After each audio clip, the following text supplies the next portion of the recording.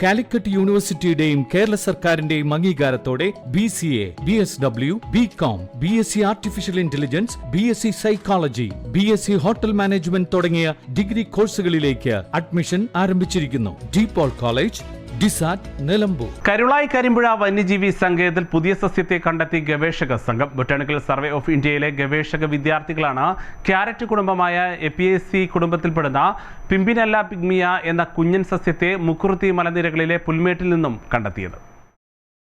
സമുദ്രനിരപ്പിൽ നിന്നും 200 അടി മുതൽ 2554 അടി വരെ ഉയരത്തിൽ സ്ഥിതി ചെയ്യുന്ന സംസ്ഥാനത്തെ അവസാനമായി രൂപം കൊണ്ട വന്യജീവി സങ്കേതമാണ് കരിമ്പുഴ. 6 ഇനം വനത്താൽ സമ്പന്നമായ കരിമ്പുഴ വന്യജീവി സങ്കേതത്തിലെ സസ്യവൈവിധ്യത്തെക്കുറിച്ചുള്ള പഠനത്തിനായി എത്തിയ ഗവേഷക വിദ്യാർത്ഥികളാണ് പിമ്പിനെല്ല പിഗ്മിയ എന്ന കുഞ്ഞൻ സസ്യത്തെ കണ്ടെത്തിയത്. 2022 തുടങ്ങിയതാണ് പഠനം. ഇതിൽ 1100ഓളം സപുഷ്പികളായ ചെടികൾ ഇവിടെ നിന്നും കണ്ടെത്തിയെങ്കിലും മറ്റെവിടെയും കണ്ടെത്താത്ത പിഗ്മിയയെ മുക്കുറുത്തി മലനിരകളിൽ നിന്ന് കണ്ടെത്താനായത് നേട്ടമായെന്ന് ഗവേഷക വിദ്യാർത്ഥി അഖിൽ സാജൻ പറഞ്ഞു.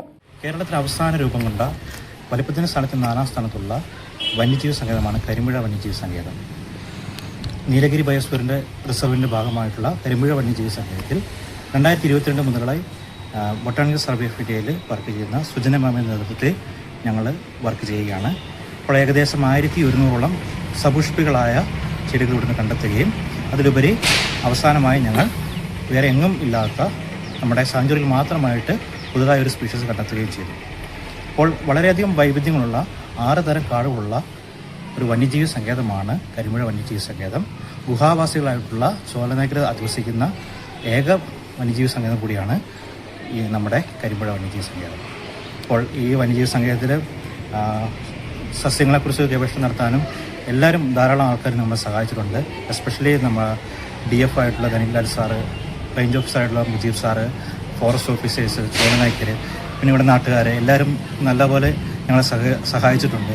അത്തരത്തിൽ ഓരോ റിസൾട്ടായിട്ട് ഞങ്ങൾക്ക് അവസാനമായി കിട്ടിക്കൊണ്ടിരിക്കുകയാണ്. ഏകദേശം ഈ വർഷം അവസാനത്തോടുകൂടി ഗവേഷണം അവസാനിപ്പിച്ചിട്ട് ബൊട്ടാണിക്കൽ സർവേ ഓഫ് ഇന്ത്യയിലെ ശാസ്ത്രജ്ഞ ഡോക്ടർ സുജനയുടെ നേതൃത്വത്തിൽ നടക്കുന്ന പഠനത്തിൽ അഖിൽ സാജനെ കൂടാതെ S. നവ്യ ഉൾപ്പെടെയുള്ള സംഘമാണുള്ളത്. സമുദ്രനിരപ്പിൽ നിന്ന് 2000 മീറ്ററിലധികം ഉയർന്ന പ്രദേശങ്ങളിലെ പുൽമേടുകളാണ് ഈ സസ്യത്തിന്റെ ആവാസ വ്യവസ്ഥ. ചെടിയുടെ ഇലഞ്ഞെട്ടുകൾക്ക് ജനുസിലെ മറ്റ് സസ്യങ്ങളുടേതിനെ അപേക്ഷിച്ച് ആനുപാതികമായ നീളം കൂടുതലാണ്.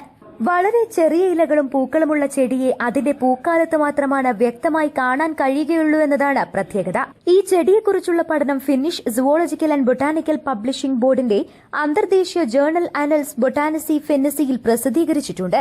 നിലമ്പൂർ സൌത്ത് വനം ഡിവിഷണൽ ഓഫീസറും വന്യജീവി സങ്കേതം വൈൽഡ് ലൈഫ് വാർഡനുമായ G. ധനിക്ലാൽ, കരുളായി വനം റേഞ്ച് ഓഫീസറും വന്യജീവി സങ്കേതം അസിസ്റ്റന്റ് വൈൽഡ് ലൈഫ് വാർഡനുമായ P. K. മുജീബ് റഹ്മാൻ എന്നിവരുടെയും മറ്റ് വനം വകുപ്പ് ജീവനക്കാരുടെയും കരിമ്പുഴ വന്യജീവി സങ്കേതത്തിലെ ചോലനായ്ക്കരുടെയും സഹകരണത്തോടെ 4 വർഷമായി നടത്തിക്കൊണ്ടിരിക്കുന്ന ഗവേഷണം ഈ വർഷം അവസാനത്തോടെ സമാപിക്കും. News bureau, Karulai.